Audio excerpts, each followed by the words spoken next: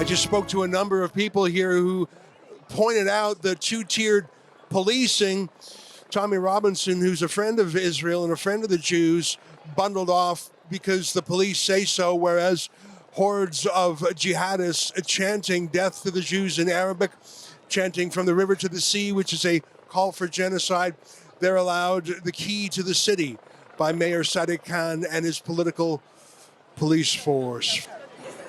You know, I've been thinking about who was at those pro-Hamas marches. It's about 75% people who are Muslim, either British-born Muslims or foreign Muslims who are not yet citizens, and about 20% woke, progressive, left-wing, old-stock Brits, white folks, who are just radical.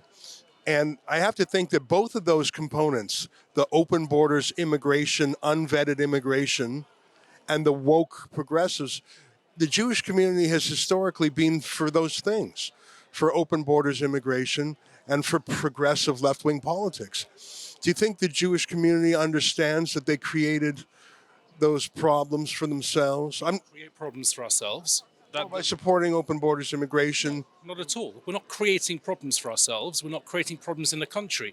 My family came here in the 1800s because of the Russian pogroms. I'm not saying you did it or I did it, but I mean, I'm thinking of, let me give you an example, Adam Wagner, who's a Jewish civil rights lawyer in this city, very pro-Israel, by the way, but he's absolutely for open borders immigration, and he's absolutely a woke progressive leftist. I'm not blaming him personally, but the ideas of open borders immigration and the ideas of woke politics, that's what led to this problem, don't you think? I think you're confusing many different things. I think there's nothing wrong with understanding the importance of immigration, of understanding the importance of bringing people and helping people who want to come from other countries to be part of this wonderful country. Do you think we should put the brakes on Muslim immigration? No, absolutely not. No, I absolutely not. The problem is not Muslims. The problem is right-wing, nasty,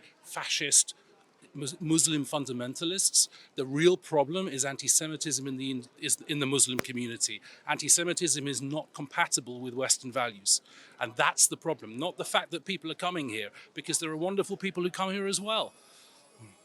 So you don't want to slow down on immigration from countries? That is an oversimplification of the problem. Okay, well, you give me a better solution.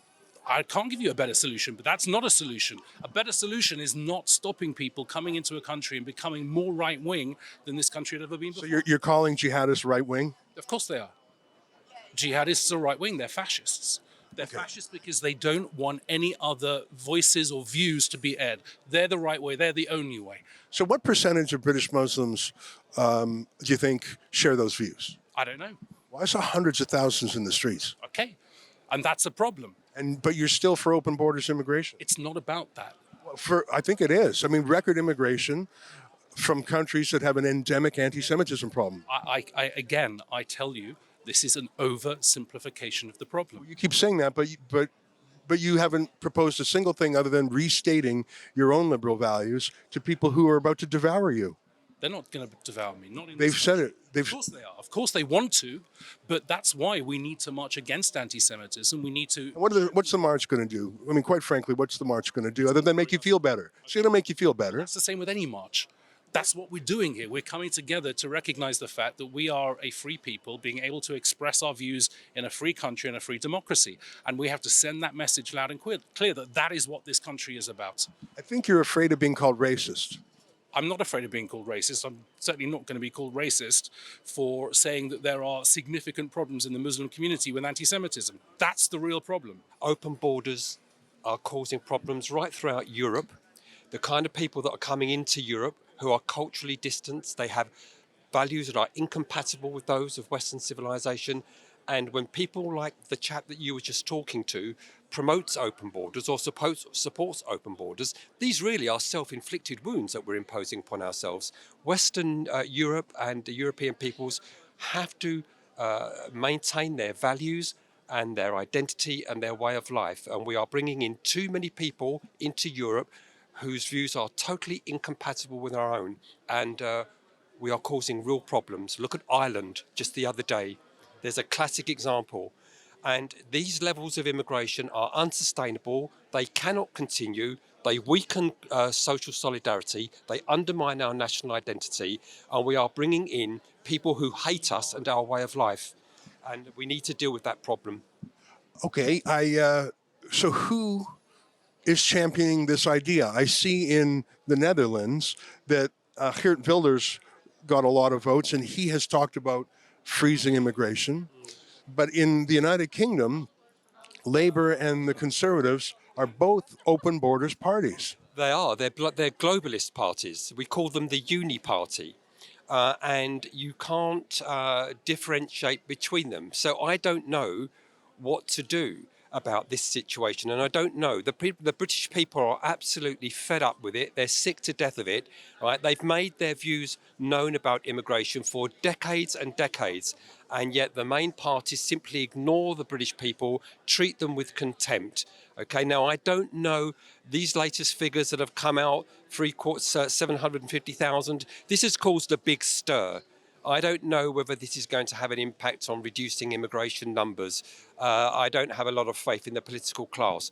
But we are not heading for a good place with these unsustainable levels of immigration. I saw some of the pro-Hamas marches in recent weeks in London, and the overwhelming number of people are Muslim immigrants or some of them are first-generation Brits, but many of them are foreign nationals and some sort of woke progressives. And I'm wondering if that's the problem. Open borders, immigration of people from countries that are endemically anti-Semitic. Like if you bring over thousands of people or millions of people from countries that everyone sort of hates Jews, it's no surprise that they bring that with them. I don't understand why people who call themselves left liberals are supporting Hamas. Hamas is a terrorist group. Why do you think they're doing it? Because they are doing it. Because they're not very well informed. They don't They understand. maybe, but they can certainly quote lots of statistics to you. Yes, but I mean, if they were gay, trans, or a woman and went to those countries, let them see all their liberties taken away and see what they think about it. So you're worried about anti-Semitism. Your kids are in college. They're worried. It's a tough time. They're outnumbered. You agree with me that some of these places are anti-Semitic endemically, but you're not against pumping the brakes on unvetted anti-Semitic immigration. Truth will win through in the end. Don't you see that you're supporting the monster that's destroying you? Truth will win through in the end. No, it won't. Do you think Pakistan or Syria or Afghanistan are suddenly going to become philo-Semitic? Truth will win through in the end. I'd love your view. Please do. It's not just a case, the issue isn't just immigration. I know. It's also adopting British values. Excellent, yes. It's not happening. Right. They're not adopting British values. They're not being taught British values. A lot of Brits are unconfident about what our good British values are. I think you're right. I think that's at the crux of the problem, because in Britain we've always debated fiercely. We've had very, you could say extreme views. But I think on the whole we're pretty polite about it. We agree to differ. We can walk away and say, okay, we agree to differ. Let's live and let live. That's what's not happening. And so I think there's two parts. One is the tap is open full speed, and the other is those who are here, we're not trying to integrate them or assimilate them. Something's failing. Do you share your husband's view that so integration? Do you share your wife's view on integration?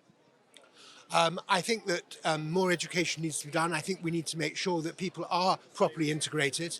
I think we do a better job than in some other countries. I mean, France has had huge problems with integrating people. And do you not see the same issue in France?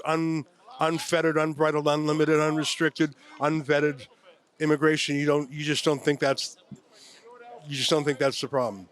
Well, I think that we owe a duty to a lot of these countries because of the colonial past. Really?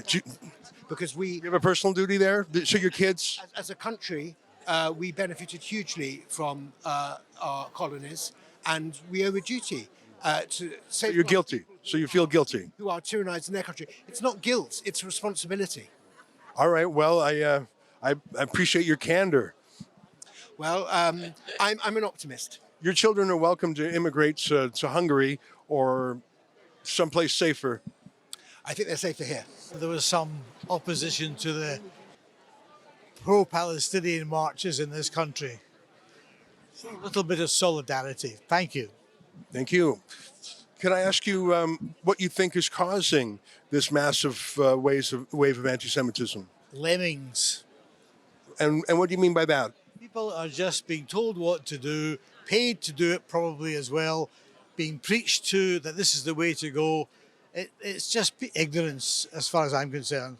And when you say preach, do you mean literally like in a mosque, preach that? Sadly, yes. Do you think that this was sort of foreseeable given... It's always foreseeable when Israel is being attacked. How about on the UK side? Really unvetted immigration, huge migration from countries? That could be a big factor as well, sadly. I just hope that the country will realise what they've taken in once this is settled down. Are you here? Because I'm a Catholic from Liverpool. I've worked in Manchester all my life with Jewish people in the fashion industry. Jewish people are my friends, and I'm sick of the dishonesty of the story that goes on. And I'm 100% behind the Jewish people in Israel. I attended the pro-Hamas march a couple of weeks ago. It was enormous. A lot of the people there are newcomers to Britain. Some of them are not citizens yet, or some are first generation. Many of them are from Muslim countries where anti-Semitism is endemic to the country. Do you think immigration is fueling the problem here? Probably, yeah. People come in with views that are ingrained, that aren't the views that most British people hold. Is there any way to solve this problem? Because demographically, the Jewish community is not getting any bigger, but every year the pro-Hamas side grows by hundreds of thousands. Yeah. I don't know what the answer is, because I know the numbers worldwide. And if everybody integrated and believed in the same things, it would be no problem. Last It doesn't. Last question for you, and I appreciate your time. There's been accusations of two-tiered policing, as in different standards for different folks. Yesterday, a group called Hizb ut-Tahrir called for jihad on the streets, and the police didn't touch them. But, I don't know, some football lads get a little, and they're arrested quick. Do you think there's two-tier policing in London? Probably, and I think it's the case of the numbers. It's quite a thing to start pulling people out of crowds of 100, 200,000. So I think the path of least resistance maybe is the policy. I don't think there's anything more sinister than that. Do you think that unvetted, unlimited immigration from countries where anti-Semitism is endemic, do you think that's fueling it? Yeah, almost certainly. Yeah, absolutely. It's just we're importing their sort of ideas into the UK, and they don't want to assimilate with the British way of life, and then once they're here, their children then grow up and they're taught hate of Jews, hate of the West from a very young age, and that's what we've got now. Does this speak to the need to change Britain's immigration policy? Yes. Now, some people are afraid to say that. They're worried they'll be called racist. Well, sometimes you've got to speak the truth, and if people want to call you racist, there's nothing you can do about it. But then you have to attend to reality. And there is a very big problem. Iran has been infiltrating the West for 30 years. They've been telling us this. Is there any political movement in the United Kingdom that supports limited immigration? You know, our Home Secretary did. She's gone now. She's gone. So our political parties are in a bit of flux at the moment. They're not very powerful. They're very divided. And they haven't recognized there's a new politics now. It's no longer the politics of left and right. It's the politics of right and wrong, of good and evil. And they need to embrace that and decide whose side they're on. You can't sit in the middle. I saw police arrest someone. I don't know if you saw that. No? Okay. They arrested a guy named Tommy Robinson who was here. And I was right there when they did it, and Tommy said, you didn't arrest the Hizb ut-Tahrir folks who were protesting yesterday. You didn't arrest people flying Taliban flags. Do you think there's two-tier policing in London? I personally don't know, but I would say that any far right or far left movement trying to latch on to what's happening to move and spread their own hatred are wrong on either side. You think he was spreading hatred? No, I can't comment on that. I didn't see, but I think anyone who's latching onto these movements to either promote anti-Semitism or Islamophobia are wrong. You think Islamophobia is a problem in the UK? I can't comment. I'm not a Muslim myself. I believe so because of the statistics. There's rising hate, I think, across the spectrum. I'm here particularly against anti-Semitism because it's a disproportionate amount in comparison to the Jewish community. So I stand in solidarity with Jews all over the world. I think a lot of people from my school I go to Goldsmiths, I think a lot of people from my school who were calling for a jihad, a lot of them are not Muslim, a lot of them are British. A lot of them are British citizens, and it's something that I have seen myself. I am experiencing it right now in my school. We're not allowed to talk. I'm not allowed to put posters about anti-Semitism. It's something that's been happening for the last few weeks. There have been posters about the Palestinian marches right in front of our school. I am for a two-state solution. I am not against Palestinian liberation, but I'm also for Jews not to be hated against or spat on or attacked on the streets, and it's something that I've been seeing in the last few weeks. If you have thousands of immigrants from Afghanistan, Syria, Algeria, many places where anti-Semitism is normal, aren't they going to bring it here? The people I worry the most are not necessarily the people you might refer to. Who are you worried about? About people who hijack a struggle not to them. I have a very good Palestinian friend. In that event that I'm talking about last week, I spoke with a few devoted Muslims. They didn't know. I'm mostly afraid from other Muslims. It's nothing to do with who they are. I don't know if it's a migration problem. I don't know long enough. I see the people who stood against me, in front of me. Some were clearly hating. Some were going with the singing, don't know what it means, but it does promote the hate onwards. Do you think immigration is part of the solution, limiting immigration? I just said I live here for 23 years. So I used to be a migrant. I'm fully British, but I don't know. I don't know. But I'm going to. But quality. Well, I think you're right. I think you're right. Do you think that they have record? The Hamas previous finance minister lives happily in London. But it's not. That's something to look at. It's not just a criminal record. Do they have cultural values, separation of mosque and state, equality of men and women, nonviolent solution to problems? Many of them do, but I have Muslim, Egyptian, and others friends that I had beer with. They don't keep their Islam. I don't keep my Judaism, and that's fair enough. People are people. I have a question for you. Do you think open borders immigration is fueling the problem? Do you think people coming here with an inherent anti-Semitism from their home country, do you think that's a problem? Very, very possibly, yes. Yeah. Are people afraid to say that because they don't want to be called racist? There probably is quite a fear to say that, actually, yes. But it looks like those two things, open borders immigration and woke college campuses, those two things have come back to bite the Jewish community. Well, that's true. And also, there's been an inherent problem for many years in this country with the Jewish community that they just are too weak and never actually stand up for themselves. They get pushed over too easily and never fight back. And maybe now is the time they've got to realize to make the voices heard, they have to fight back. Well, I started this march back outside the Royal Courts of Justice on the Strand.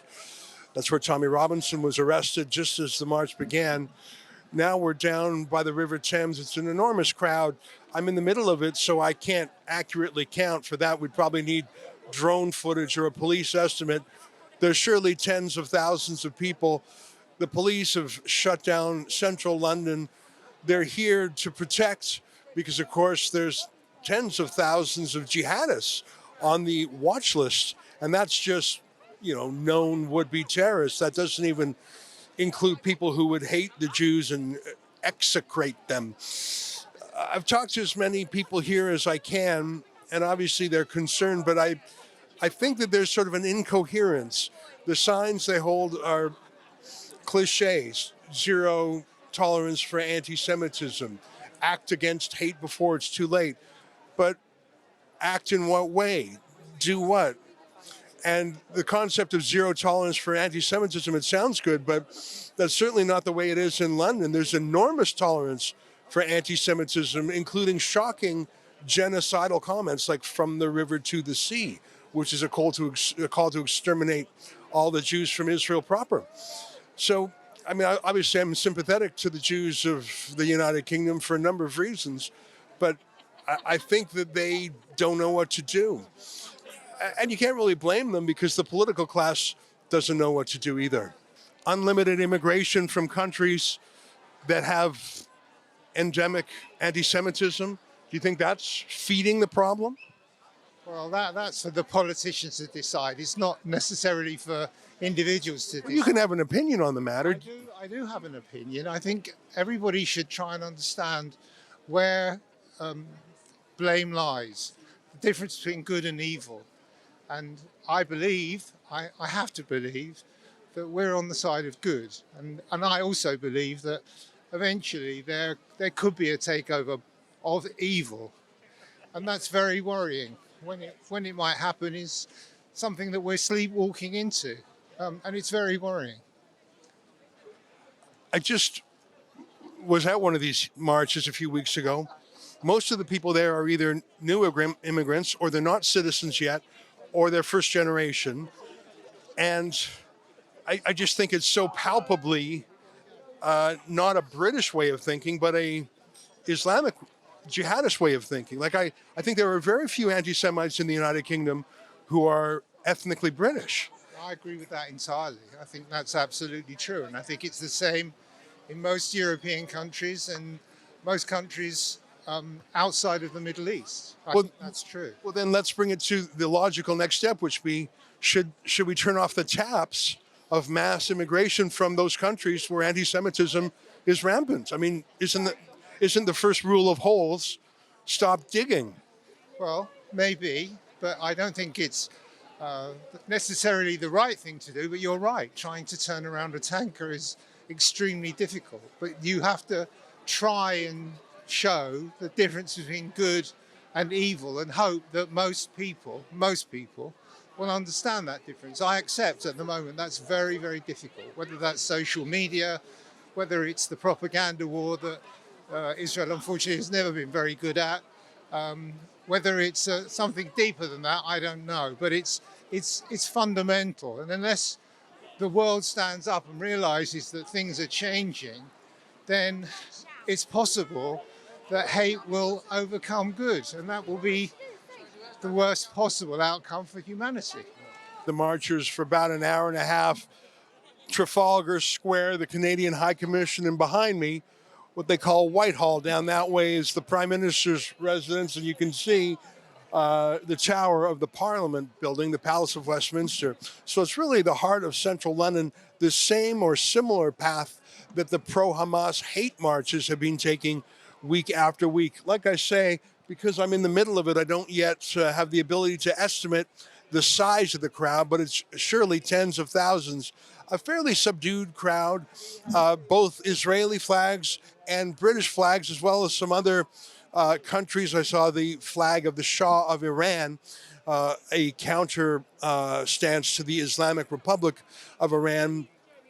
Lots of signs, many of them were prefabricated, handed out by organizers, but some touching homemade signs as well. As I walked and talked, I found that people want that feeling of solidarity and unity because surely they've felt alienated and marginalized and threatened over the last 6 or 7 weeks. I can only imagine what it feels like to be a British Jew or a friend of British Jews and see the raw hatred coursing through the cities over the last month. So the feeling of being amongst friends and allies must be relieving. but I found very few members of the British Jewish community were able to articulate a way forward.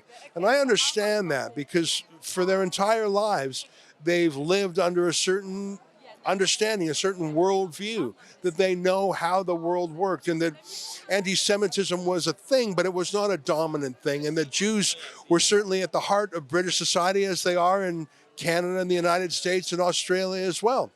And the idea that we were in some pogrom era where Jews had to be terrified, that was long in the past. I think that's shaken some Jews to the bone.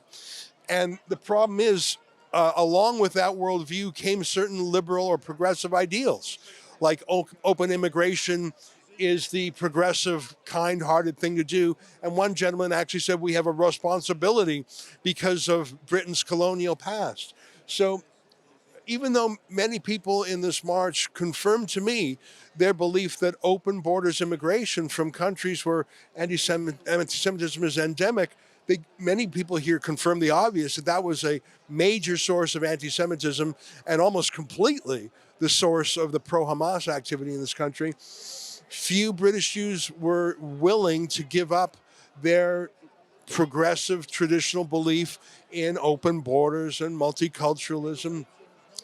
And I think that there's an incoherence there. There's a contradiction or a paradox, because for British Jews to realize that the policies that they have supported painlessly and perhaps even self-righteously for the last half century are precisely the policies that have unleashed hatred and violence against them today.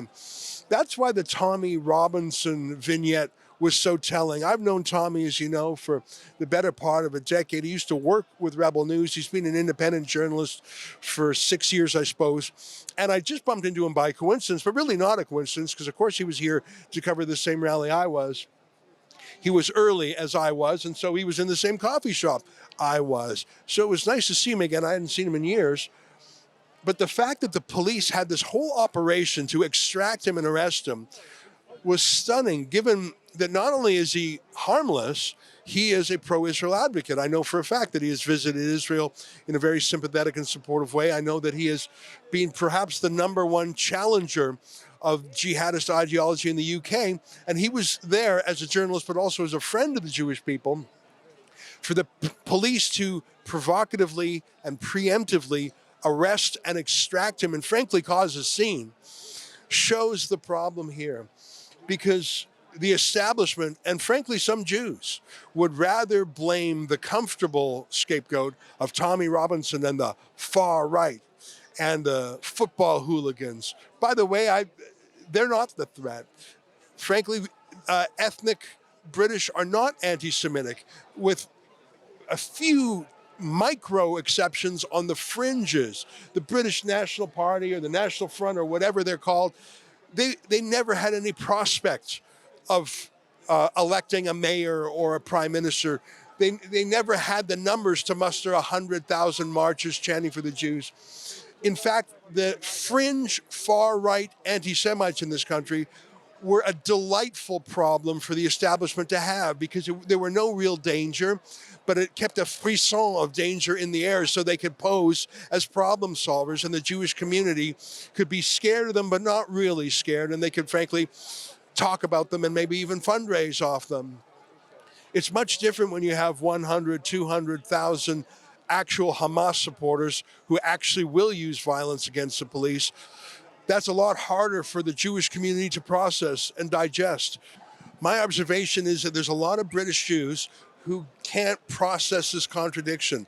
They're seeing that the fruits of their political ideology, open borders immigration, woke progressive ideology in universities, that these things have come back in the form of anti-Semitism, whether it's Black Lives Matter or in Canada, I Don't Know More, or other radical movements, even Greta Thunberg, the global warming child prophet. She's in her 20s, but she still looks like a kid. The other day she was denouncing the Zionists and said we have to crush the Zionists. All these darlings of the left are now devouring the Jews. And for many of the people I spoke with here, the idea of realizing that they were wrong about open borders immigration, realizing that they were wrong about critical race theory and cultural Marxism. That's going to be too hard for them to come to terms with, to basically repudiate a lifetime mindset. If you're a liberal Jew, that has worked out well for you in the United Kingdom for 50 years, but it's not working anymore. But it's very hard to admit you're wrong after 50 years of knowing in your bones that you're right. Well, they weren't right. I mean, Shakespeare knew 400 years ago how important it was for the United Kingdom to pull up a drawbridge and not just let anyone hear. Let me quote to you from Richard II. This royal throne of kings, this sceptered isle, this earth of majesty, this seat of Mars, this other Eden, demi-paradise. But look at how he describes the geography of the United Kingdom. This fortress built by nature for herself against infection and the hand of war. This happy breed of man, this little world, this precious stone set in the silver sea, or as a moat defensive to a house against the envy of less happier lands, this blessed plot, this earth, this realm, this England. What a beautiful, beautiful description of the United Kingdom. I think of that, and it is beautiful, but did you hear what Shakespeare was saying? It's beautiful because it's protected, because it has a moat around it called the English Channel against unhappier people. And for 50 years, that moat has had a bridge, and anyone who wanted to come here could. And many of those people have been wonderful. We met immigrants here who are fully engrossed in British culture. But many of people who have crossed that moat have come here not to become British, but to colonize Britain, to destroy Britain, or at the very least not to join Britain in any meaningful way. And they have come to destroy the Jews first, but they'll destroy the rest of the UK next, I promise you that. For Rebel News from the heart of London, this is Ezra Levant. And you can follow all of our coverage on the Battle of London at thebattleforlondon.com.